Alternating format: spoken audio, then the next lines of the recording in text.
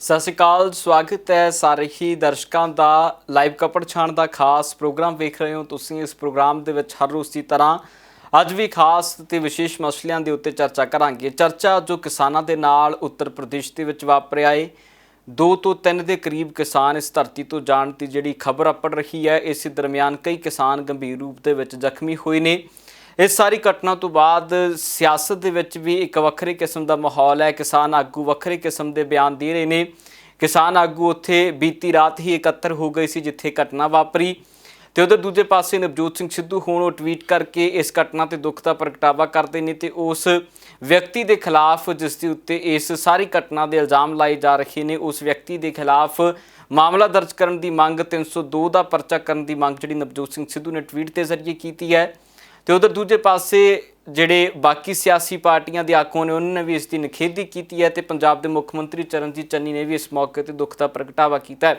सो इस खबर के उत्ते विस्तार के नाल गलबात प्रोग्राम के अगे जारी करांगे ते नाल ही गलबात जी खास तौर पर उत्ते रहेगी वो पंजाब के नवे बने मुख्य मंत्री चरणजीत चन्नी ने जिस कदर पंजाब के लोगों को वड्डे तोहफे वंडने शुरू किए हैं, जिन्हां दे विच लाल लकीर वाले मकानां दी पक्के तौर ते उत्ते मलकीयत देण दी गल उन्हां दे वल्लों आखी गई है। किसानां दी कर्जा मुआफ़ी की गल चरणजीत चन्नी हुणां दे वल्लों कीती गई है। होर कई अहम फैसलों के उत्ते सरकार दे मोहर लाउण दी गल हुई है। इस दे उत्ते भी गलबात प्रोग्राम दे विच करांगे। उधर प्रकाश सिंह बादल दी बठिंडा तो मिशन 2022 की शुरुआत हुई है, क्योंकि प्रकाश सिंह बादल ने काफ़ी लंबे समय बाद पंजाब दे विचों किसी स्टेज के उत्तों संबोधन किया है। प्रकाश सिंह बादल की एंट्री का सियासी महत्व की है सियासत च, इस दे उत्ते भी गलबात जी विस्तार दे नाल रहेगी। सब तो पहला मौजूद ने साडे नाल सीनियर पत्रकार विजय मौर्या जी। मौर्या साहब स्वागत है जी। मौर्या साहब गलबात जी सब तो पहला इस मसले दे विच अगे वधावांगे ते गल सब तो पहला किसानां दी जो घटना वापरी बीते दिनी उत्तर प्रदेश की घटना दसी जा रही है, जिथे 3 के करीब किसान इस धरती तो गए। किसान आगू भी बीती रात उत्थे पहुँच गए सी। किसान आगूआं ने इस्तीफे की मंग की है उत्थों दे डिप्टी मुख्य मंत्री की। सो की लगता है ये जो दौर कल जिह जिहियां तस्वीरां सामने आईयां ने, सरकार नूं इन्हां तस्वीरां तो बाद की कुछ सोचना चाहिए या नहीं? देखो गगन जी, जिहड़ा ये हादसा होया है वो बहुत ही मंदभागा और बहुत ही शर्मसार करने वाली गल है। जिस तरीके नाल ये होया सारा मामला, जिस तरह दस्सिया जा रहा है कि शायद जिहड़े किसान धरती तो चले गए वो बड़ी जोरदार टक्कर उन्हां नाल मारी गई सीगी। ये हुण जाने मारी गई अनजाने मारी गई, ये तो इनकुआरी का विषय है और यदि पुलिस जांच होनी चाहिए है। किसान जथेबंदियां इस मामले में लैके काफ़ी नाराज़ ने, बड़ी उगर हुई पई हैं। और ये देखो किसानों नाल पहला ही बड़ा धक्का हो रहा है, एक तरीके नाल कह सकते आपां कि जिस तरीके नाल 3 खेती कानून बिलों नूं लैके किसान दिल्ली विच धरना ला के बैठे है, वो पहला ही परेशान करन दे नाल और उन्होंने डिमांड हजे तक सुनी नहीं जा रही। और उपरों इस तरीके नाल जिहड़ा हादसा होया उहदे नाल किसान जथेबंदियां दे किसानां दे विच गुस्सा बहुत ज़्यादा वधिया होया और जिस तरह वो डिमांड कर रहे हैं हुण यूपी गवर्नमेंट तो कि जो भी उहदे च आरोपी ने उन्होंने गिरफ्तार किया जाए, कड़ी सज़ा दी जाए। तो मैं समझदा कि बिल्कुल इंसाफ होना चाहिए। जो भी इहदे च दोषी ने उन्होंने गिरफ्तार करके उन्होंने सलाखां दे पिछे भेजना चाहिए। दूसरी गल जिहड़ी तुसीं गल कही है कि किसानी के मुद्दे नूं ले नवजोत सिंह सिद्धू साहब ने भी कोई बयान दिता, इस गल नूं लैके भी वो 302 की मामला दर्ज करने की गल कर रहे हैं। सो नवजोत सिंह सिद्धू की मैं कहना कोई भी किसान है या आम कोई भी व्यक्ति है वो इदां दे जदों देखदा है हादसे तो उहदियां रूहां कंब जांदियां ने। और ये तुसीं देखो जिहड़े किसान अज धरती तो चले गए उन्हां दे पिछे जिहड़े परिवार ने, उन्हां दे फादर मदर या होर जिहड़े बुजुर्ग या बच्चे जो भी ने वो किते न किते तुसीं कह सकते हो कि कल्ले पै जाते हैं, परिवार नूं अगे चलाना बड़ा मुश्किल हो जाता है। और खास तौर पर किसान परिवार जिहड़ा पहला ही कई तरीके की परेशानियों तो जूझ रहा होंदा है, उहदे ते इदां दी अगर विपता पै जाए तो तुसीं देखो की हाल हो सकता है। सो नवजोत सिंह सिद्धू किसानां दे और पंजाब दे रहने वाले ने और किसानां विच रहिंदे ने, तो वो सारा दुख दर्द समझते हैं और उन्होंने जो एक इंसाफ की गुहार लाई है या आरोपियों के गिरफ्तार करने की गल की, मैं समझदा कि बिल्कुल जायज़ गल की है। गुरदासपुर में अभी यहाँ से चल पड़ा हूँ, सुबह तक जो है वो मैं वहाँ पे पहुँच पाऊँगा। और एक मेरी बेनती वहाँ के सभी भाइयों से ये है कि जो भाई शहीद हुए हैं उनका संस्कार ना किया जाए, वहाँ पे फ्रिज मंगा लें और फ्रिजों में लगा दें, जनरेटर का इंतजाम करें, तब तक हम उनका संस्कार ना करें जब तक दोषी पकड़ के जेल में नहीं डाल दिए जाते। हमें उनको जेल करवानी है, उनको अंदर करवाना है तो भाई वहाँ संस्कार ना करें। और ये आंदोलन पूरे देश में जो है वो पूरे देश को हम तब तक जो है वो आंदोलन करेंगे जब तक इनको गिरफ्तार नहीं किया जाता। वहाँ पे तनावपूर्ण स्थिति है। हमारे साथी राकेश टकैत और पंजाब के कुछ अगवा वहाँ घटना स्थान पर पहुँच रहे हैं बहुत जल्दी। मेरी आप सबसे निवेदन है कि शांति बनाए रखें। ये देश हमारा है। मोदी सरकार किसानों के साथ कोई प्यार या सत्कार नहीं रखती। ये सबको समझना चाहिए। सरकार के मन में नफरत है किसानों के प्रति। और उसमें अभी तक जो जानकारी है, कई लोग उसमें उनकी डेथ हुई, ये जानकारी अभी है। और हम यहाँ से लखीमपुर के लिए यहाँ से निकल रहे हैं और जो भी जानकारी हमको मिलती रहेगी वो हम आपको अपडेट करते रहेंगे। हम अभी इस टाइम यहाँ से लखीमपुर जा रहे हैं। रात में 12-1 बजे तक जिस टाइम तक भी पहुँचेंगे उनके बीच में जाएंगे हम किसानों के, और जो भी अपडेट करेंगे हम रास्ते से और वहाँ से अपडेट आपको करते रहेंगे। किसान ਆਗੂਆਂ ਨੇ ਕਿਹਾ ਹੈ ਕਿ ਅਜਿਹੀ ਘਟਨਾ ਨਹੀਂ ਸੀ ਵਾਪਰਨੀ ਚਾਹੀਦੀ। ਇਸ ਦੇ ਨਾਲ ਅੰਦੋਲਨ ਖਤਮ ਨਹੀਂ ਹੁੰਦੇ, ਬਲਕਿ ਇਸ ਦੇ ਨਾਲ ਜਿਹੜੀ ਮੁਲਕ ਦਾ ਬਹੁਤ ਵੱਡਾ ਨੁਕਸਾਨ ਹੁੰਦਾ। ਕਈ ਕੀਮਤੀ ਜਾਨਾਂ ਮੁਲਕ ਦੀਆਂ ਜਿਨ੍ਹਾਂ ਨੇ ਦੇਸ਼ ਦੀ ਤਰੱਕੀ ਦੇ ਵਿੱਚ ਹਿੱਸਾ ਪਾਉਣਾ ਸੀ ਉਹ ਇਸ ਧਰਤੀ ਤੋਂ ਜਾ ਚੁੱਕੀਆਂ ਨੇ। ਸੋ ਆਪਣੇ ਹੀ ਮੁਲਕ ਦੇ ਵਸਿੰਦੇ ਨੇ ਤੇ ਉਹਨਾਂ ਦੇ ਨਾਲ ਅਜਿਹੀਆਂ ਘਟਨਾਵਾਂ ਵਾਪਰਨੀਆਂ ਕਿਤੇ ਨਾ ਕਿਤੇ ਨੈਸ਼ਨਲੀ ਨਹੀਂ ਬਲਕਿ ਇੰਟਰਨੈਸ਼ਨਲ ਪੱਧਰ ਦੇ ਉੱਤੇ ਜਿਹੜੀ ਦੇਸ਼ ਨੂੰ ਜ਼ਰੂਰ ਸੱਟ ਪਹੁੰਚਾਉਂਦੀਆਂ ਨੇ। ਸੋ ਜ਼ਰੂਰਤ ਹੈ ਕਿ ਸਰਕਾਰਾਂ ਅਜਿਹੀਆਂ ਘਟਨਾਵਾਂ ਵਾਪਰਨ ਤੋਂ ਪਹਿਲਾਂ ਜਿਹੜੀਆਂ ਕਿਸੇ ਕਿਸਮ ਦੀਆਂ ਪ੍ਰਬੰਧ ਖਾਸ ਤੌਰ ਦੇ ਉੱਤੇ ਕਰ ਜ਼ਰੂਰ ਲੈਣ। ਸੋ ਉਧਰ ਦੂਜੇ ਪਾਸੇ ਮੁਬਾਰਕ ਸਾਹਿਬ ਪੰਜਾਬ ਦੀ ਸਿਆਸਤ ਦੇ ਵੱਲ ਵੀ ਵਧੀਏ ਤੇ ਸਿਆਸਤ ਦੇ ਵਿੱਚੋਂ ਚਰਨਜੀਤ ਚੰਨੀ ਹੋਣਾ ਦੇ ਵੱਲ ਰੁਖ ਕਰਾਂਗੇ। ਪੰਜਾਬ ਦੇ ਮੁੱਖ ਮੰਤਰੀ ਦਾ ਅਹੁਦਾ ਸੰਭਾਲਦੇ ਚਰਨਜੀਤ ਚੰਨੀ ਦੇ ਵੱਲੋਂ ਲਗਾਤਾਰ ਜਿਸ ਤਰ੍ਹਾਂ ਐਕਸ਼ਨ ਦੇ ਵਿੱਚ ਆ ਕੇ ਵੱਡੇ ਵੱਡੇ ਫੈਸਲੇ ਕੀਤੇ ਜਾ ਰਹੇ ਨੇ। ਹੁਣ ਉਹਨਾਂ ਨੇ ਐਲਾਨ ਕਰਤਾ ਕਿ ਜੋ ਪਿੰਡਾਂ ਦੇ ਵਿੱਚ ਲਾਲ ਲਕੀਰ ਦੀ ਜ਼ਮੀਨ ਹੁੰਦੀ ਹੈ, ਜਿਸ ਦੇ ਵਿੱਚ ਘਰ ਬਣਾਏ ਹੋਏ ਨੇ ਪਿੰਡ ਵਾਸੀਆਂ ਨੇ, ਲਾਲ ਲਕੀਰ ਹੋਣ ਦੇ ਚੱਲਦੇ ਉਹਨਾਂ ਦੀ ਰਜਿਸਟਰੀ ਨਹੀਂ ਹੁੰਦੀ ਜਾਂ ਫਿਰ ਉਸ ਦੇ ਉੱਤੇ ਕੋਈ ਲੋਨ ਜਾਂ ਕਰਜ਼ਾ ਵਗੈਰਾ ਨਹੀਂ ਲੈ ਸਕਦੇ ਕਿਉਂਕਿ ਉਹ ਸਰਕਾਰ ਦੀ ਮਲਕੀਅਤ ਮੰਨੀ ਜਾਂਦੀ ਹੈ। ਸੋ ਹੁਣ ਉਹਨਾਂ ਨੇ ਕਿਹਾ ਕਿ ਲਾਲ ਲਕੀਰ ਦਾ ਜਿਹੜਾ ਕਨਸੈਪਟ ਆ ਉਹ ਖਤਮ ਕਰ ਦਿੱਤਾ ਜਾਏਗਾ। ਜਿਨ੍ਹਾਂ ਦੇ ਉੱਥੇ ਜ਼ਮੀਨ ਆ ਉਹਨਾਂ ਨੂੰ ਉਸ 'ਤੇ ਮਾਲਕੀ ਹੱਕ ਦੇ ਦਿੱਤੇ ਜਾਣਗੇ। ਤੇ ਕਰਜ਼ਾ ਮਾਫੀ ਦੀ ਗੱਲ ਉਹਨਾਂ ਦੇ ਵੱਲੋਂ ਆਖੀ ਗਈ ਹੈ। ਬੀਤੇ ਦਿਨਾਂ ਕਈ ਕਿਸਾਨਾਂ ਦਾ ਕਰਜ਼ਾ ਮਾਫ ਵੀ ਕੀਤਾ ਗਿਆ ਹੈ। ਕਿੱਦਾਂ ਵੇਖਦੇ ਹੋ? ਇੱਕੋ ਦਮ ਐਕਸ਼ਨ ਮੂਡ ਦੇ ਵਿੱਚ ਨੇ, ਲੱਗਦਾ ਹੈ ਕਿ 3 ਮਹੀਨੇ ਦੇ ਸਮੇਂ ਨੂੰ ਪੂਰੀ ਤਰ੍ਹਾਂ ਕੈਸ਼ ਕਰਨਾ ਚਾਹ ਰਹੀ ਹੈ ਮੌਜੂਦਾ ਸਰਕਾਰ। ਦੇਖੋ ਗਗਨ ਜੀ, ਇਹ ਸਰਕਾਰ ਕੋਲ ਟਾਈਮ ਬਹੁਤ ਘੱਟ ਪਿਆ, ਲਗਭਗ 3 ਮਹੀਨੇ ਓਵਰਆਲ, ਜਿਹੜੇ ਕਿ ਜਿੱਥੇ ਸੀਐਮ ਸਾਹਿਬ ਦਾ ਸਿੱਧਾ ਐਕਸ਼ਨ ਚੱਲਦਾ ਹੈ ਕਿਉਂਕਿ ਜਦੋਂ ਇਲੈਕਸ਼ਨ ਕੋਡ ਲੱਗ ਜਾਏਗਾ ਤਾਂ ਉਸ ਤੋਂ ਬਾਅਦ ਸਰਕਾਰ ਨਹੀਂ, ਜਿਹੜਾ ਇਲੈਕਸ਼ਨ ਕਮਿਸ਼ਨ ਹੁੰਦਾ ਉਹਦੇ ਸਾਰਾ ਕੁਝ ਥੱਲੇ ਆ ਜਾਂਦਾ। ਸੋ ਇਹਨਾਂ ਕੋਲ ਬੇਸਿਕਲੀ ਤਾਂ 3 ਮਹੀਨੇ ਪਏ ਆ ਔਰ 3 ਮਹੀਨਿਆਂ ਦੇ ਵਿੱਚ ਪੂਰੀ ਜਿਹੜੀ 4.5 ਸਾਲ ਦੀ ਉਮੀਦਾਂ ਨੂੰ ਪੂਰਾ ਕਰਨਾ ਹੈ। ਕਿਉਂਕਿ ਪੰਜਾਬ ਦੀ ਜੇ ਗੱਲ ਕਰੀਏ ਤਾਂ ਜਿਹੜੇ ਸਾਡੇ ਵੱਡੇ ਮੁੱਦੇ ਸੀਗੇ, ਬੇਅਦਬੀ ਦੀ ਗੱਲ ਹੋਵੇ, ਰੇਤਾ ਮਾਈਨਿੰਗ ਦੀ ਗੱਲ ਹੋਵੇ, ਬਿਜਲੀ ਬਿੱਲ ਜਿਹੜੇ ਬਿਜਲੀ ਸਮਝੌਤੇ ਹੋਏ ਉਹਨਾਂ ਨੂੰ ਰੱਦ ਕਰਨ ਦੀ ਗੱਲ ਹੋਵੇ, ਆਮ ਲੋਕਾਂ ਦੀ ਫੈਸਿਲਿਟੀ ਦੀ ਗੱਲ ਹੋਵੇ, ਜਿੱਦਾਂ ਤੁਸੀਂ ਗਰੀਬ ਬੰਦਿਆਂ ਦੀ ਗੱਲ ਕੀਤੀ ਆ, ਲਾਲ ਲਕੀਰ ਵਾਲੇ ਜਿਹੜੇ ਮਕਾਨ ਹੁੰਦੇ ਆ, ਇਹ ਸਾਰਿਆਂ ਨੂੰ ਪਤਾ ਇਹ ਸਰਕਾਰੀ ਲੈਂਡ ਤੇ ਬਣੇ ਹੁੰਦੇ ਆ, ਤਾਂ ਇੱਕ ਤਰੀਕੇ ਨਾਲ ਕਬਜ਼ੇ ਦੀ ਦ੍ਰਿਸ਼ਟੀ 'ਚ ਵੀ ਦੇਖੇ ਜਾਂਦੇ। ਪਰ ਸਰਕਾਰ ਨੇ ਇਹ ਬਹੁਤ ਅੱਛਾ ਫੈਸਲਾ ਲਿਆ ਕਿ ਗਰੀਬ ਪਰਿਵਾਰਾਂ ਨੂੰ ਉਹ ਜਿਹੜੀ ਜ਼ਮੀਨਾਂ ਸੀਗੀਆਂ ਉਹਨਾਂ ਨੂੰ ਦੇ ਦਿੱਤੇ ਜਾਏਗਾ, ਉਹ ਮਕਾਨ ਉਹਨਾਂ ਨੂੰ ਮਿਲ ਜਾਣਗੇ। ਮੈਂ ਸਮਝਦਾ ਕਿ ਗਰੀਬ ਪਰਿਵਾਰਾਂ ਲਈ ਇਹ ਬਹੁਤ ਅੱਛੀ ਪਲੈਨਿੰਗ ਹੈ ਸੀਐਮ ਸਾਹਿਬ ਦੀ। ਗਰੀਬੀ ਇੱਕ ਦੁਖਦਾਈ ਪੀੜਾਦਾਇਕ ਹੈ ਔਰ ਮੈਂ ਸਮਝਦਾ ਕਿ ਜਿਸ ਤਰੀਕੇ ਨਾਲ ਸਰਕਾਰਾਂ ਦਾ ਇੱਕ ਮਿਸ਼ਨ ਹੁੰਦਾ, ਤੁਸੀਂ ਦੇਖੋ ਚਾਹੇ ਪੰਜਾਬ ਸਰਕਾਰ ਹੈ ਜਾਂ ਸੈਂਟਰ ਸਰਕਾਰ ਹੈ, ਉਹਨਾਂ ਦਾ ਗਰੀਬੀ ਨੂੰ ਖਤਮ ਕਰਨ ਲਈ ਕਈ ਐਸੇ ਮਿਸ਼ਨ ਚਲਾਏ ਜਾਂਦੇ ਆ ਜਿੱਥੇ ਲੋਕਾਂ ਦਾ ਜੀਵਨ ਸ਼ੈਲੀ, ਜੀਵਨ ਸਤਰ ਉੱਚਾ ਚੱਕਿਆ ਜਾ ਸਕੇ। ਉਹਦੇ 'ਚ ਜਿਹੜਾ ਪਹਿਲੀ ਸੁਵਿਧਾ ਹੁੰਦੀ ਹੈ ਉਹ ਮਕਾਨ ਹੈ, ਪਾਣੀ ਹੈ, ਬਿਜਲੀ ਹੈ ਔਰ ਖਾਸ ਤੌਰ 'ਤੇ ਸਿੱਖਿਆ ਦਾ ਪ੍ਰਬੰਧ ਹੈ, ਰੋਜ਼ਗਾਰ ਦਾ ਪ੍ਰਬੰਧ ਕਰਨਾ, ਇਹ ਸਰਕਾਰਾਂ ਦਾ ਕੰਮ ਹੈ। ਸੋ ਕਈ ਸਰਕਾਰਾਂ ਇਹ ਆਪਣੇ ਜਿਹੜੇ ਫੈਸਿਲਿਟੀਆਂ ਦੇਣ ਵੱਲ ਜਿਹੜੇ ਕੰਮ ਹੁੰਦੇ ਉਹ ਨਹੀਂ ਕਰਦੀਆਂ, ਜਿਹਦੇ ਕਰਕੇ ਲੋਕਾਂ ਦੀ ਉਮੀਦਾਂ 'ਤੇ ਪਾਣੀ ਫਿਰ ਜਾਂਦਾ ਔਰ ਆਏ ਦਿਨ ਕੋਈ ਨਾ ਕੋਈ ਸਰਕਾਰਾਂ ਦਾ ਬਦਲੀ ਵੀ ਹੁੰਦੀ ਰਹਿੰਦੀ ਹੈ।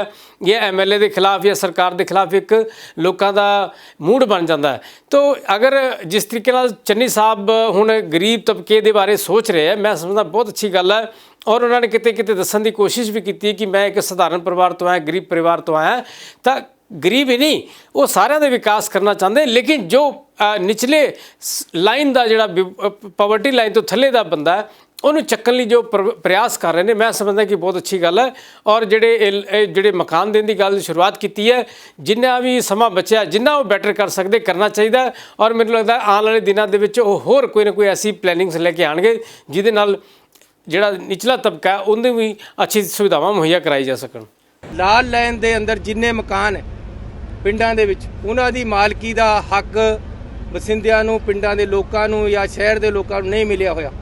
ਉਹ ਅੱਜ ਅਸੀਂ ਸਕੀਮ ਸ਼ੁਰੂ ਕੀਤੀ ਹੈ ਕਿ ਲਾਲ ਲਾਈਨ ਦੇ ਅੰਦਰ ਵੀ ਜਿਹੜੇ ਮਕਾਨ ਹੈ ਉਹਨਾਂ ਦੀ ਜਿੰਨੀ ਜਗ੍ਹਾ ਉਹਦੀ ਹੈਗੀ ਹੈ ਮਾਲਕ ਬਣਾ ਕੇ ਅਸੀਂ ਉਹਨਾਂ ਦੀਆਂ ਸਨਦਾਂ ਉਹਨਾਂ ਨੂੰ ਦੇ ਰਹੇ, ਤਾਂ ਕਿ ਜੇ ਕਿਸੇ ਨੇ ਉਹਦੇ ਤੇ ਲੋਨ ਲੈਣਾ ਹੈ ਜਾਂ ਆਪਣੀ ਰਜਿਸਟਰੀ ਕਰਾਉਣੀ ਹੈ, ਅੱਗੇ ਨੂੰ ਵੇਚਣਾ ਖਰੀਦਣਾ ਹੈ, ਸਾਰਾ ਸਹੀ ਸੌਨ ਤਰੀਕੇ ਦੇ ਨਾਲ ਹੋਵੇ, ਨਜਾਇਜ਼ ਕੋਈ ਕਬਜ਼ਾ ਨਾ ਹੋਵੇ, ਲੜਾਈ ਨਾ ਹੋਵੇ ਪਿੰਡਾਂ ਦੇ ਵਿੱਚ। ਇਹ ਮਸਲੇ ਦਾ ਇੱਕੋ ਹੱਲ ਕਰਕੇ ਅਸੀਂ ਲਾਲ ਲਾਈਨ ਦੇ ਅੰਦਰ ਦੇ ਜਿੰਨੇ ਵੀ ਮਕਾਨ ਹੈ ਉਹਨਾਂ ਦੀਆਂ ਸਨਦਾਂ ਉਹਨਾਂ ਨੂੰ ਦੇ ਰਹੇ। ਇੱਕ ਮਿੰਟ, ਸ਼ਹਿਰਾਂ ਦੇ ਵਿੱਚ ਜਿਹੜੀਆਂ ਸਲਮ ਏਰੀਆ ਬਗਾਲਾ ਬਸਤੀਆਂ ਹੈ ਜਾਂ ਕੋਈ ਹੋਰ ਬਸਤੀਆਂ ਹੈ ਜਿੱਥੇ ਪੰਚਾਇਤ ਦੀ ਜ਼ਮੀਨਾਂ ਤੇ ਲੰਬੇ ਸਮੇਂ ਤੋਂ, ਮਿਊਨਿਸਪਲ ਕਮੇਟੀਆਂ ਦੀਆਂ ਲੰਬੇ ਸਮੇਂ ਤੋਂ ਗਰੀਬ ਲੋਕ ਜਾਂ ਕੋਈ ਹੋਰ ਲੋਕ ਬੈਠੇ ਹੈ, ਉਹਨਾਂ ਦੇ ਵੀ ਅਸੀਂ ਜਿਹੜੇ ਘਰ ਹੈ ਉਹ ਉਹਨਾਂ ਦੇ ਨਾਮ ਕਰਨ ਵਾਸਤੇ ਕਾਨੂੰਨ ਪਾਸ ਕਰ ਦਿੱਤਾ ਹੈ। ਉਹਨਾਂ ਨੂੰ ਸਨਦਾਂ ਉਹਨਾਂ ਦੇ ਮਕਾਨਾਂ ਦੀਆਂ ਬਣਾ ਕੇ ਸਲਮ ਏਰੀਆ ਦੀਆਂ ਬਸੇਰਾ ਸਕੀਮ ਦੇ ਤਹਿਤ ਅਸੀਂ ਦੇ ਰਹੇ ਹਾਂ। ਤੇ ਬੀਤੇ ਦਿਨ ਉਹਨਾਂ ਦੇ ਵੱਲੋਂ ਝੋਨੇ ਦੀ ਖਰੀਦ ਦੀ ਵੀ ਸ਼ੁਰੂਆਤ ਕਰਵਾ ਦਿੱਤੀ ਗਈ ਹੈ। ਸੋ ਸਰਕਾਰੀ ਤੌਰ ਤੇ ਉੱਤੇ ਝੋਨਾ ਕੱਲ੍ਹ ਤੋਂ ਮੰਡੀਆਂ ਦੇ ਵਿੱਚ ਖਰੀਦਿਆ ਜਾਣ ਲੱਗਿਆ। ਸੋ ਇਹ ਜ਼ਰੂਰ ਹੈ ਕਿ ਪ੍ਰਬੰਧ ਚੰਗੇ ਹੋਣ ਮੰਡੀਆਂ ਦੇ ਵਿੱਚ ਤੇ ਸਮੇਂ ਸਿਰ ਕਿਸਾਨਾਂ ਦੇ ਦਾਣੇ ਦਾਣੇ ਦਾ ਮੁੱਲ ਜਿਹੜਾ ਕਿਸਾਨਾਂ ਨੂੰ ਮਿਲ ਜਾਣਾ ਚਾਹੀਦਾ ਹੈ। ਜਿੱਥੇ ਤੱਕ ਦਾਣਾ ਮੰਡੀ ਦੇ ਵਿੱਚ ਫਸਲ ਆਉਣ ਦਾ ਗੱਲ ਹੈ, ਫਸਲ 1 ਤਰੀਕ ਤੋਂ ਆ ਜਾਂਦੀ ਹੈ। ਅੱਗੇ ਹਮੇਸ਼ਾ 1 ਤਰੀਕ ਤੋਂ ਚੱਕੀ ਜਾਂਦੀ ਹੈ। ਇਸ ਵਾਰ ਕੇਂਦਰ ਸਰਕਾਰ ਨੇ ਕਰ ਦਿੱਤਾ ਸੀ ਕਿ 10 ਤਾਰੀਖ ਤੋਂ ਚੱਕੀ ਜਾਏਗੀ, ਲੇਕਿਨ ਮੈਂ ਮੁੱਖ ਪ੍ਰਧਾਨ ਮੰਤਰੀ ਜੀ ਨੂੰ ਮਿਲਿਆ, ਉਹਨਾਂ ਨੂੰ ਬੇਨਤੀ ਕੀਤੀ ਕਿ ਇਸ ਤਰੀਕੇ ਦੇ ਨਾਲ ਸਾਡਾ ਬੜਾ ਨੁਕਸਾਨ ਹੋ ਜਾਏਗਾ, ਫਸਲ ਰੁਲੇਗੀ। ਉਹਨਾਂ ਨੇ ਮੇਰੀ ਮੰਨ ਕੇ ਅੱਜ ਤੋਂ ਅਸੀਂ ਜਿਹੜੀ ਖਰੀਦ ਸ਼ੁਰੂ ਕਰ ਦਿੱਤੀ ਹੈ। ਮੈਂ ਹੁਣੇ ਮਰਿੰਡਾ ਦਾਣਾ ਮੰਡੀ ਦੇ ਵਿੱਚ ਸ਼ੁਰੂ ਕਰਕੇ ਆਇਆ। ਦੂਸਰਾ, ਲਾਲ ਲਾਈਨ ਦੇ ਅੰਦਰ ਜਿੰਨੇ ਮਕਾਨ ਹੈ ਪਿੰਡਾਂ ਦੇ ਵਿੱਚ ਉਹਨਾਂ ਦੀ ਮਾਲਕੀ ਦਾ ਹੱਕ ਵਸਿੰਦਿਆਂ ਨੂੰ, ਪਿੰਡਾਂ ਦੇ ਲੋਕਾਂ ਨੂੰ ਜਾਂ ਸ਼ਹਿਰ ਦੇ ਲੋਕਾਂ ਨੂੰ ਨਹੀਂ ਮਿਲਿਆ ਹੋਇਆ। ਸੋ ਮੋਹਰਾ ਸਾਹਿਬ, ਉਧਰ ਪ੍ਰਕਾਸ਼ ਸਿੰਘ ਬਾਦਲ ਕਾਫੀ ਅਰਸਾ ਹੀ कहते हैं, ਕਾਫੀ ਸਮਾਂ ਕਹਿ ਦਈਏ ਕਿ ਕਾਫੀ ਸਮੇਂ ਤੋਂ ਬਾਅਦ ਪ੍ਰਕਾਸ਼ ਸਿੰਘ ਬਾਦਲ ਕਿਸੇ ਸਟੇਜ ਤੇ ਨਜ਼ਰ ਆਏ ਨੇ ਪੰਜਾਬ ਦੇ ਵਿੱਚ। ਕਿਸ ਤੋਂ ਪਹਿਲਾਂ ਉਹ ਇਨਾਲੋ ਦੀ ਸਟੇਜ ਸੀ ਹਰਿਆਣੇ ਦੇ ਵਿੱਚ, ਉੱਥੇ ਨਜ਼ਰ ਆਏ। ਪਰ ਕੱਲ ਬੀਤੇ ਦਿਨੀ ਜਿਸ ਤਰ੍ਹਾਂ ਬਠਿੰਡਾ ਦੇ ਵਿੱਚ ਉਹ ਗਰਜੇ ਨੇ, ਉਹੀ ਪੁਰਾਣੀ ਦਹਾੜ ਉਹਨਾਂ ਦੀ ਸਾਹਮਣੇ ਆਈ। ਉਸੇ ਤਰ੍ਹਾਂ ਭਾਜਪਾ ਨੂੰ ਨਿਸ਼ਾਨੇ ਦੇ ਉੱਤੇ ਲੈ ਗਏ। ਹਾਲਾਂਕਿ ਭਾਈਵਾਲ ਸੀ ਪਹਿਲਾਂ, ਪਰ ਜਿੱਦਾਂ ਵਿਰੋਧੀਆਂ ਨੂੰ ਆਪਣੇ ਨਿਸ਼ਾਨੇ ਦੇ ਉੱਤੇ ਲੈ ਕੇ ਚੱਲਦੇ ਸੀ, ਉਸੇ ਤਰ੍ਹਾਂ ਭਾਜਪਾ ਨਿਸ਼ਾਨੇ ਦੇ ਉੱਤੇ ਰਹੀ ਪ੍ਰਕਾਸ਼ ਸਿੰਘ ਬਾਦਲ ਹੋਣਾ ਦੇ। ਕੀ ਲੱਗਦਾ ਪ੍ਰਕਾਸ਼ ਸਿੰਘ ਬਾਦਲ ਹੁਣ ਮਿਸ਼ਨ 2022 ਦੇ ਵਿੱਚ ਪੈਰ ਰੱਖ ਚੁੱਕੇ ਨੇ? ਜੀ ਬਿਲਕੁਲ ਗਗਨ ਜੀ, ਪ੍ਰਕਾਸ਼ ਸਿੰਘ ਬਾਦਲ ਇੱਕ ਪੁਰਾਣੇ ਮੰਝੇ ਹੋਏ ਰਾਜਨੀਤਿਕ ਖਿਲਾੜੀ ਨੇ ਔਰ ਪੰਜਾਬ ਦੇ ਵਿੱਚ ਲੰਬਾ ਸਮਾਂ ਉਹਨਾਂ ਨੇ ਸਿਆਸਤ ਵੀ ਕੀਤੀ ਹੈ ਔਰ ਰਾਜ ਵੀ ਕੀਤਾ ਹੈ। ਉਹਨਾਂ ਦੀ ਪਾਰਟੀ ਉਹਨਾਂ ਦੇ ਮੋਢਿਆਂ ਨਾਲ ਚੱਲ ਕੇ ਅੱਗੇ ਵਧੀ ਹੈ ਔਰ ਪ੍ਰਕਾਸ਼ ਸਿੰਘ ਬਾਦਲ ਦਾ ਐਕਸਪੀਰੀਅੰਸ ਵੀ ਬਹੁਤ ਜ਼ਿਆਦਾ ਹੈ। ਪੰਜਾਬ ਦੀ ਗਲੀ ਗਲੀ ਚੱਪੇ ਚੱਪੇ ਤੋਂ ਵਾਕਫ ਨੇ ਔਰ ਪੰਜਾਬ ਦੀ ਸਿਆਸਤ ਨੂੰ ਸਮਝਦੇ ਨੇ। ਤੁਸੀਂ ਦੇਖੋ ਅੱਜ ਦੇ ਟਾਈਮ ਦੀ ਜੇ ਆਪਾਂ ਗੱਲ ਕਰੀਏ, ਚਾਹੇ ਕਾਂਗਰਸ ਹੈ, ਆਮ ਆਦਮੀ ਪਾਰਟੀ ਹੈ, ਬੀਜੇਪੀ ਵੀ ਹੁਣ ਪੰਜਾਬ ਦੇ ਵਿੱਚ ਸਾਰੇ ਹੀ 117 ਵਿਧਾਨ ਸਭਾ ਸੀਟਾਂ ਤੇ ਇਲੈਕਸ਼ਨ ਫਾਈਟ ਕਰਨ ਜਾ ਰਹੀ ਹੈ।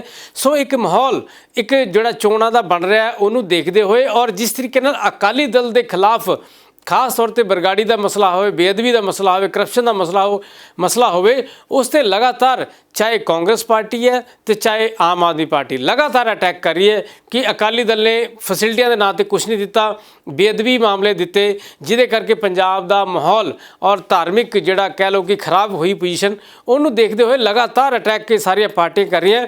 ਔਰ ਪਿਛਲੇ 4.5 ਸਾਲ ਦੀ ਗੱਲ ਕਰੀਏ ਜੇ ਤਾਂ ਅਕਾਲੀ ਦਲ ਹੌਲੀ ਹੌਲੀ ਵੱਧ ਰਿਹਾ ਸੀ, ਲੇਕਿਨ ਜਿਸ ਤਰੀਕੇ ਨਾਲ ਸੁਖਬੀਰ ਬਾਦਲ ਹੁਣ ਪਿੱਛੇ ਕੁਝ ਦਿਨਾਂ ਤੋਂ ਰੈਲੀਆਂ ਕਰ ਰਹੇ ਸੀ ਔਰ ਕਿਤੇ ਨਾ ਕਿਤੇ ਇੱਕ ਜਿਹੜਾ ਮਾਹੌਲ ਹੈ ਉਹਦੇ 'ਚ ਇੱਕ ਨਜ਼ਰ ਆ ਰਿਹਾ ਸੀ ਕਿ ਅਕਾਲੀ ਦਲ ਵੱਲੋਂ ਕਿਤੇ ਨਾ ਕਿਤੇ ਪ੍ਰਕਾਸ਼ ਸਿੰਘ ਬਾਦਲ ਦੀ ਕਮੀ ਉਹਨਾਂ ਨੂੰ ਲੱਗ ਰਹੀ ਸੀ। ਮੈਨੂੰ ਲੱਗਦਾ ਕਿ ਜਿਸ ਤਰੀਕੇ ਨਾਲ ਹੁਣ ਉਹ ਤਕਰੀਬਨ 3 ਮਹੀਨੇ ਜਿਹੜੇ ਰਹਿ ਗਏ ਸ਼ਾਸਨ ਦੇ ਇਸ ਸਰਕਾਰ ਦੇ, ਉਸ ਦੇ ਬਾਅਦ ਜਿਹੜਾ ਇੱਕ ਚੁਣਾਵੀ ਮਾਹੌਲ ਤਿਆਰ ਹੋ ਰਿਹਾ ਔਰ ਹੁਣ ਜਿਹੜਾ ਇਹ ਚੱਕਾ ਚੱਲ ਪਿਆ ਚੁਣਾਵੀ ਦਾ, ਉਸ ਨੂੰ ਦੇਖਦੇ ਹੋਏ ਪ੍ਰਕਾਸ਼ ਸਿੰਘ ਬਾਦਲ ਨੂੰ ਉਤਾਰਿਆ ਗਿਆ। ਇਹ ਇੱਕ ਪੂਰੀ ਮੈਂ ਸਮਝਦਾ ਕਿ ਇੱਕ ਚੁਣਾਵੀ ਰਣਨੀਤੀ ਦਾ ਹਿੱਸਾ ਹੈ ਅਕਾਲੀ ਦਲ ਦਾ ਕਿ ਬਾਦਲ ਸਾਹਿਬ ਨੂੰ ਉਤਾਰਿਆ ਗਿਆ।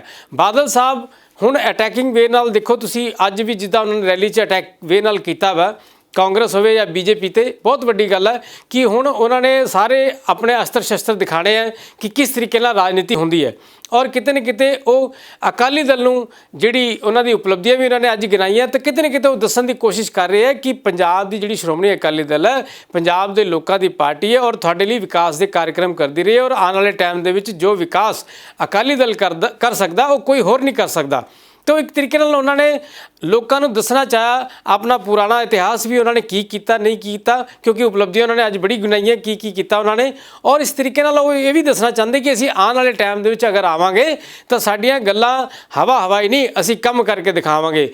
ਉਹਨਾਂ ਨੇ ਦੱਸਿਆ ਕਿ ਅਕਾਲੀ ਦਲ ਦੀ ਪਾਰਟੀ ਕੰਮ ਅੱਛਾ ਕਰ ਰਹੀ ਹੈ, ਔਰ ਕਾਂਗਰਸ ਦਾ ਉਹਨਾਂ ਨੇ ਕਿਹਾ ਕਿ ਜਿਸ ਤਰੀਕੇ ਨਾਲ 4.5 ਸਾਲ ਦੇ ਵਿੱਚ ਉਹ ਵਾਅਦੇ ਕਰਕੇ ਆਏ ਸੀਗੇ ਉਹ ਵਾਅਦੇ ਪੂਰੇ ਨਹੀਂ ਹੋਏ ਔਰ ਲੋਕਾਂ ਨੂੰ ਗੁੰਮਰਾਹ ਕੀਤਾ ਗਿਆ। ਉਹਨਾਂ ਦੇ ਆਮ ਆਦਮੀ ਪਾਰਟੀ ਦੀ ਵੀ ਖਬਰ ਲਈ ਔਰ ਉਸ ਤੋਂ ਇਲਾਵਾ ਬੀਜੇਪੀ ਤੇ ਵੀ ਕਿਤੇ ਨਾ ਕਿਤੇ ਜਿਸ ਤਰੀਕੇ ਨਾਲ ਉਹਨਾਂ ਦੇ ਕਾਰਗੁਜ਼ਾਰੀ ਰਹੀ ਹੈ ਔਰ ਕਿਸਾਨ ਜਿਸ ਤਰ੍ਹਾਂ ਨਾਰਾਜ਼ ਰਹੇ, ਉਹਨਾਂ ਤੇ ਵੀ ਉਹਨਾਂ ਨੇ ਕਿਸਾਨਾਂ ਦੇ ਵੀ ਕਿਹਾ ਵੀ ਅਸੀਂ ਤੁਹਾਡੇ ਹਿਤੈਸ਼ੀ ਹਾਂ, ਤੁਹਾਡੇ ਹੱਕ ਲਈ ਸਾਰੇ ਕੰਮ ਕੀਤੇ ਆ। ਇਹ ਸਾਰਾ ਰੌਲਾ ਬੀਜੇਪੀ ਵੱਲੋਂ ਪਾਇਆ ਜਾ ਰਿਹਾ ਔਰ ਬੀਜੇਪੀ ਨੇ ਕਿਤੇ ਨਾ ਕਿਤੇ ਉਹਨਾਂ ਦੀ ਮੰਗਾਂ ਨਾ ਮੰਨ ਕੇ ਹਜੇ ਤੱਕ ਜਿਸ ਤਰੀਕੇ ਨਾਲ ਕਿਸਾਨ ਪਰੇਸ਼ਾਨ ਹੋ ਰਹੇ ਉਹ ਵੀ ਮਸਲੇ ਠੀਕ ਹੋਣੇ ਚਾਹੀਦੇ। ਕਹਿਣ ਦਾ ਭਾਵ ਇਹ ਹੈ ਕਿ ਉਹਨਾਂ ਨੇ ਕ੍ਰਿਸ਼ੀ ਕਾਨੂੰਨ ਜਿਹੜੇ 3 ਬਿੱਲ ਲਿਆਂਦੇ ਗਏ ਕੇਂਦਰ ਸਰਕਾਰ ਵੱਲੋਂ ਉਹਨੂੰ ਵੀ ਰੱਦ ਕਰਨ ਦੀ ਮੰਗ ਕੀਤੀ ਹੈ। ਤੇ ਇਸ ਤਰ੍ਹਾਂ ਆਪਾਂ ਕਹਿ ਸਕਦੇ ਹਾਂ ਕਿ ਇਹ ਮੰਝੇ ਹੋਏ ਖਿਲਾੜੀ ਜਿਸ ਤਰ੍ਹਾਂ ਪ੍ਰਕਾਸ਼ ਸਿੰਘ ਬਾਦਲ ਨੇ ਉਹਨਾਂ ਨੂੰ ਲਿਆਇਆ ਗਿਆ ਤਾਂ ਕਿਤੇ ਨਾ ਕਿਤੇ ਅਕਾਲੀ ਦਲ ਨੂੰ ਵੀ ਆਕਸੀਜਨ ਮਿਲੇਗੀ। ਸੁਖਬੀਰ ਬਾਦਲ ਜਿਹੜੇ ਕਿ ਪਾਰਟੀ ਦੇ ਪ੍ਰਧਾਨ ਨੇ ਉਹਨਾਂ ਨੂੰ ਵੀ ਰਣਨੀਤੀ ਬਣਾਉਣ ਦੇ ਵਿੱਚ ਬੜੀ ਮਦਦਗਾਰ ਸਾਬਿਤ ਹੋਣਗੇ।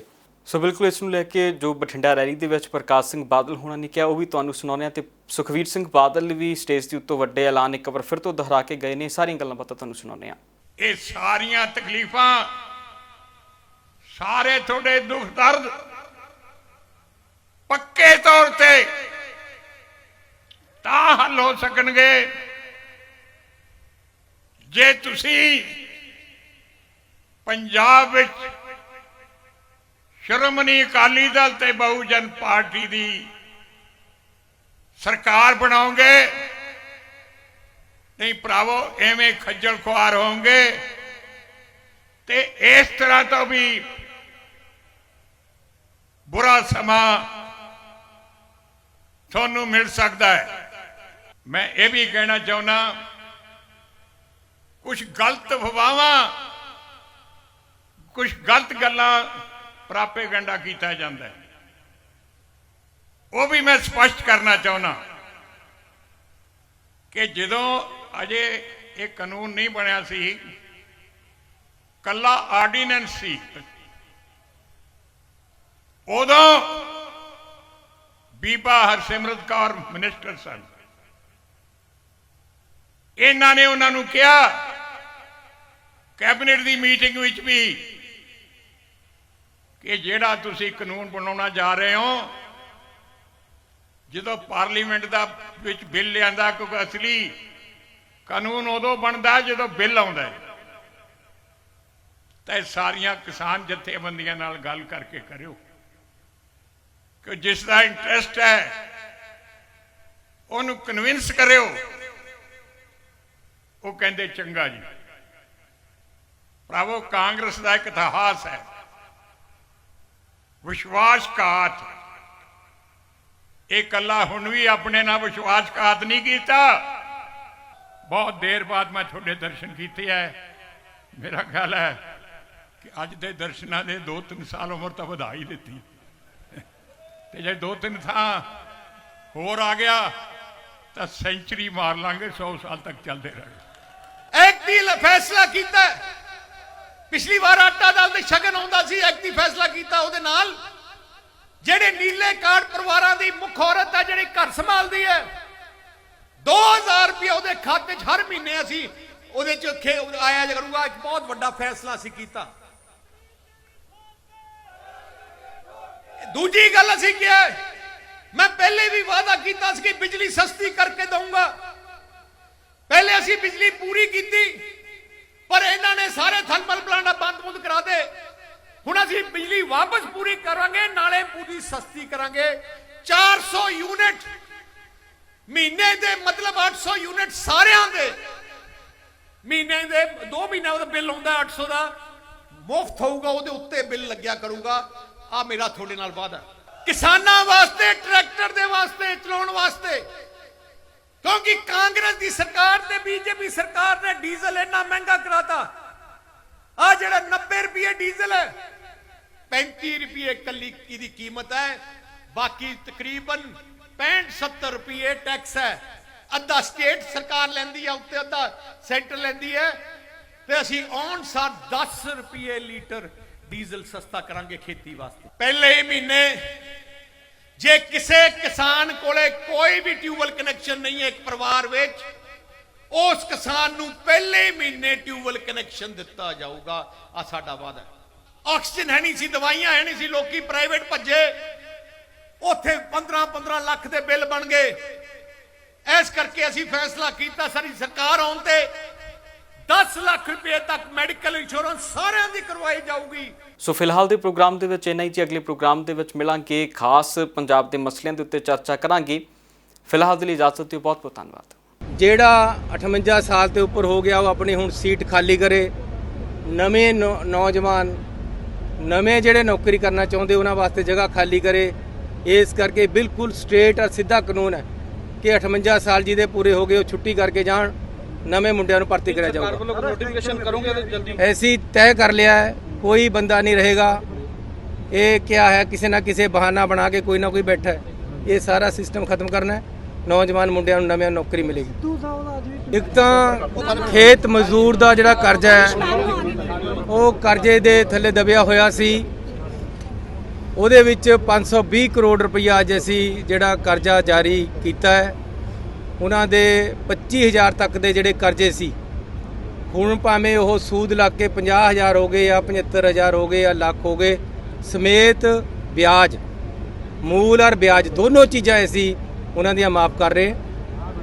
ਟੋਟਲ ਸਾਡੇ ਇਲਾਕਾ ਜਿਹੜਾ ਚਮਕੌਰ ਸਾਹਿਬ ਦਾ 7450 ਉਹਨਾਂ ਦੇ ਪਰਿਵਾਰਾਂ ਦੇ ਅੱਜ ਕਰਜ਼ੇ ਇੱਥੇ ਮਾਫ ਹੋਏ ਹੈ। ਟੋਟਲ 2,85,000 ਪਰਿਵਾਰਾਂ ਦਾ ਕਰਜ਼ਾ ਪੰਜਾਬ ਦੇ ਵਿੱਚ ਅਸੀਂ ਮਾਫ ਕੀਤਾ। ਪੰਜਾਬ ਦੇ ਲੋਕਾਂ ਦੀਆਂ ਪਰੇਸ਼ਾਨੀਆਂ ਸੁਣਦੇ ਲੋਕਾਂ ਨੇ, ਮੈਂ ਜਿੱਦੇ ਮੰਤਰੀ ਬਣਿਆ ਉਹਨਾਂ ਨੇ ਇੱਕ ਹੀ ਕਿਹਾ ਕਿ ਕੀ ਇਹ ਮਾਫੀਆ ਖਤਮ ਕਰ ਪਾਓਗੇ। ਹਜੇ ਤਾਂ ਮੈਨੂੰ ਸਮਝਣ ਤੇ ਹੀ ਮੈਨੂੰ ਲੱਗਦਾ ਟਾਈਮ ਲੱਗ ਰਿਹਾ ਹੈ।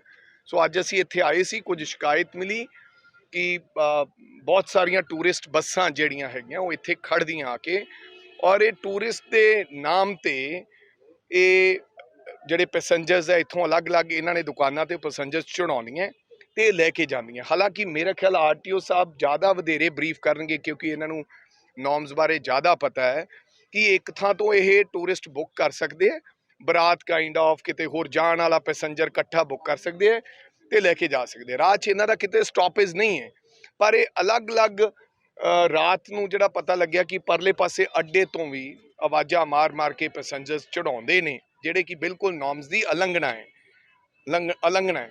ਸੋ ਇਸ ਕਰਕੇ ਇਹਨਾਂ ਦੇ ਬਣਦੀ ਕਾਰਵਾਈ ਕਰਦਿਆਂ ਹੋਇਆਂ ਮੈਂ ਆਰਟੀਓ ਸਾਹਿਬ ਨੂੰ ਕਿਹਾ, ਆਰਟੀਏ ਸਾਹਿਬ ਨੂੰ, ਕਿ ਤੁਸੀਂ ਨੋਰਮਸ ਦੇ ਅਧੀਨ ਜਿਹੜੇ ਵੀ ਫੋਲੋ ਨਹੀਂ ਕਰਦੇ ਉਹਨਾਂ ਤੇ ਬਣਦੀ ਕਾਰਵਾਈ ਕੀਤੀ ਜਾਵੇ। You are right, but that is a matter of investigation. ਇਹਦੇ ਤੇ ਅਸੀਂ ਜ਼ਰੂਰ ਤਵੱਜੋ ਤੇ ਧਿਆਨ ਦੇਵਾਂਗੇ, ਬਿਕੋਜ਼ ਮੈਨੂੰ ਜਦੋਂ ਬਿਲਕੁਲ ਇਹ 4.5 ਸਾਲ ਕਿਤੇ ਹੁੰਦਾ ਹੋਏਗਾ ਤਾਂ ਤਦ ਹੀ ਇਹ ਅੱਜ ਮੈਨੂੰ ਪਕੜ 'ਚ ਆਇਆ ਕੰਮ। ਬਟ ਉਹਦੀ ਇਨਵੈਸਟੀਗੇਸ਼ਨ ਤੋਂ ਬਾਅਦ ਹੀ ਮੈਂ ਦੱਸ ਸਕਦਾ ਕਿ ਕਿਹਦੀ ਕੁਤਾਹੀ ਸੀ, ਕੌਣ ਇਹ ਕੰਮ ਕਰਾਉਂਦਾ ਸੀ। ਕੋਈ ਆਫੀਸਰ ਕਰਾ ਰਿਹਾ ਸੀ, ਕੋਈ ਪੋਲੀਟੀਸ਼ੀਅਨ ਕਰਾ ਰਿਹਾ ਸੀ, ਕੋਈ ਹੋਰ ਵਿਅਕਤੀ GM ਕਰਾ ਰਿਹਾ ਸੀ। ਇਹ ਇਨਕੁਆਇਰੀ ਤੋਂ ਬਾਅਦ ਹੀ ਪਤਾ ਚੱਲਿਆ।